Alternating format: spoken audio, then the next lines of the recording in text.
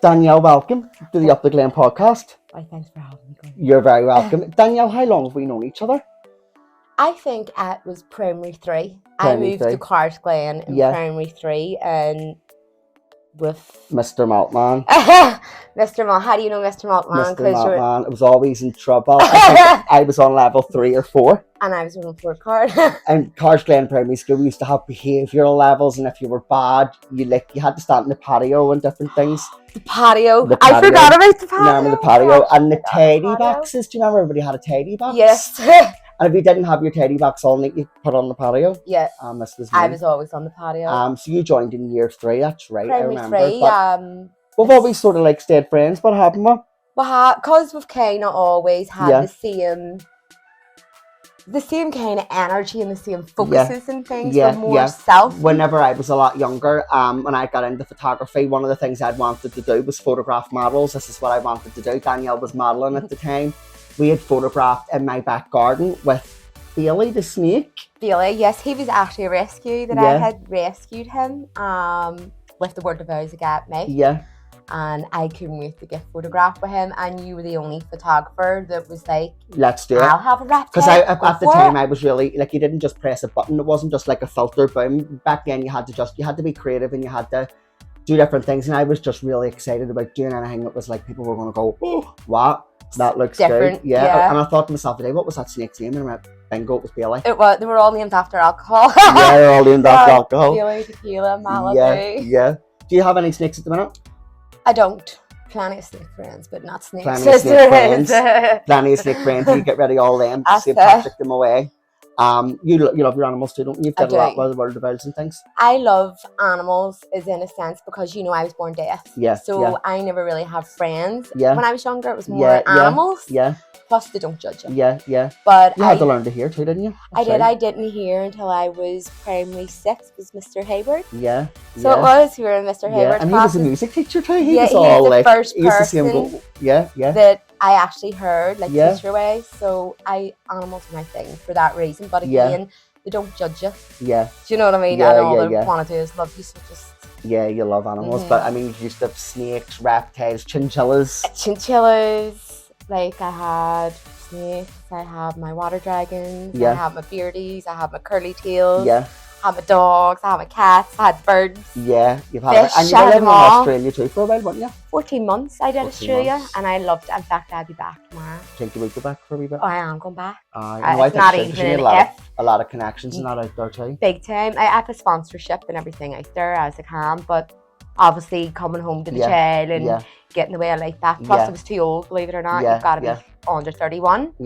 So you need to get a sponsorship, but I've made my connections there. So but you'll be able to it's go back definitely somewhere I'm going to go back to and explore a bit more and venture out. Danielle, you just became a granny recently, didn't you? I did. 23rd of January. And there's loads and loads and loads of ones that were in our year now, and I know they've said to me, some of actually people I know too, and they're going to be grannies, and I'm like, I'm old enough to be a granda. I know. But yet, back in the day, you'd only been old enough to be a daddy. I know. And now you can be a just granny. Fucking like that. Just click. And it's your whole fucking, half a life's away. Well, I'm not going to lie. When she told me, I was like, fuck. I'm sorry. But you say, when your daughter then tells you you're pregnant, you're like, fuck. I was just like, I'm going to cry. My words to her was like, see, when you have baby, I swear I'm karate chopping you to the throat. I can't hit you now, but I swear. But then, obviously, it was just, and then gradually just watching me bump grow. And then I actually was there to hold birth and got to cut the cord, still have the wee cord, everything. And then just watching her, like, being a mum's one thing, but being a granny, knowing that's your child's life. But it also, it's like ding dong, it signals your freedom. Well, that's also another thing. It's me knowing that she's an adult now, she's her own child, her own family, and it's my time. I actually have, like, you know me, I've never had my time. It's always been QC and work.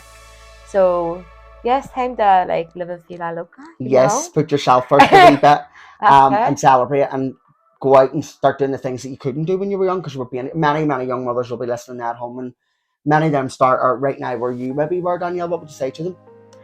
Mine would be is everyday struggle. You're always going to have points in time where you feel that you're on your own, or you're going to think, where have I went wrong? you never do go wrong because you learn from them, and it's not a mistake. It's just not knowing a situation. So never doubt yourself. Just keep pushing forward, and every situation works itself out. And never let go of your own goals and dreams. Because I was young age, I kind of did, and I didn't realise that. And schools back then didn't push you. So I was just like, I need to be a mum, I need to be a mum. Now, as Casey's got up, and I went, no, it's time for me. And I do DK events and the princess pamper parties, and I still do all that. So I just focus more on my own business. So it would be more to tell parents, as in, yes, your child is your child, but number one should be yourself, because if you don't look after you and do the best for you, then you can't do the best for your children. Big time. See, years ago too, I remember years ago, what people didn't realise too, there was websites like Model Mayhem, Folio 32, like, and what you could do was, if you had photographs, right? You could upload them, and then other photographers then would say, right, I want to do time for prints for you. So you could really like build up your portfolio. Do them websites still exist? They still are? I think they are still there, and they were really good for people. Obviously, you know, mine's was a wee bit there. I went out and got mine all done properly out in London, because I actually got mine done when Casey was in hospital, and they wanted to photograph her, and then asked me would I be a model. So I sort of done mine from there, but Model Mayhem was really good for the likes of people that are aspiring and have that confidence that you can do it, and you don't need a side piece on the side. Them sites are still there, but Facebook's took over. So everything's on Facebook. So Model Mayhem, what do you call the guy that actually owned it again? I talked to him all the time. I can't remember. No, Tim. He was one of the members of it. But he wasn't the owner of it. Can't remember his name anyway. But anyone at home know who owns Folio 32? Yes. Let us know in the comments. Because they're on Facebook, and it is one of the main sites to go for now. Again, it's still a lot of time for prints. A lot of those people, those photographers like Tim Cully, they didn't even realise, but they taught me so much about photography, and they don't even realise it. I miss that learning. I mean, even this right now, Danielle, what I've done right now, I mean, this whole podcast thing started off around in the hut. Now it's somewhere else and just throwing up wee scenes and all, but back in the hut again soon. But for me, this is the creative thing again. I'm still learning. I'm still doing it all. Well, that's it. Everything's a learning curve, and you're never, see if you ever in a position of a hobby or a career that you love and you feel you've filled that potential. Then that's not really the potential for you, because every job and everything you do should always be learning. Do you know what I mean? But I'd have been the same, and like you say with Tim Colley, he was one of the biggest. He was one of the that really helped me. More so, I did sometimes for prints with him to build up my portfolio of over here. Because in London it was high fashion, over here I was more for like implied and glamour. He, even though he was a photographer, he taught me my angles.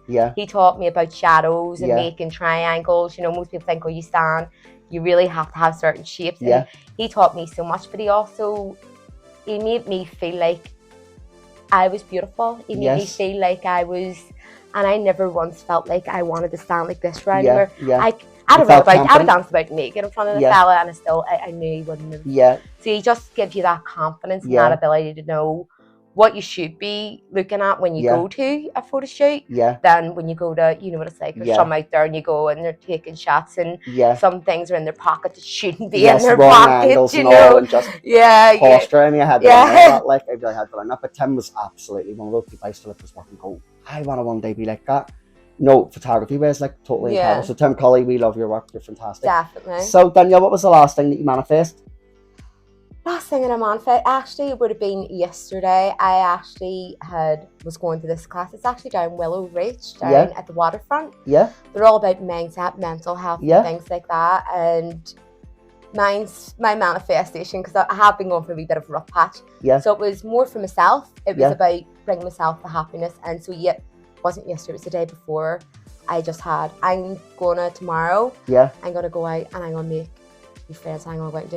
And I've actually made 2 friends from yesterday. Asked me about last night, taxed me all day today. And again, it's the energy that I know I was giving off, because the week prior to that, I was at the same place.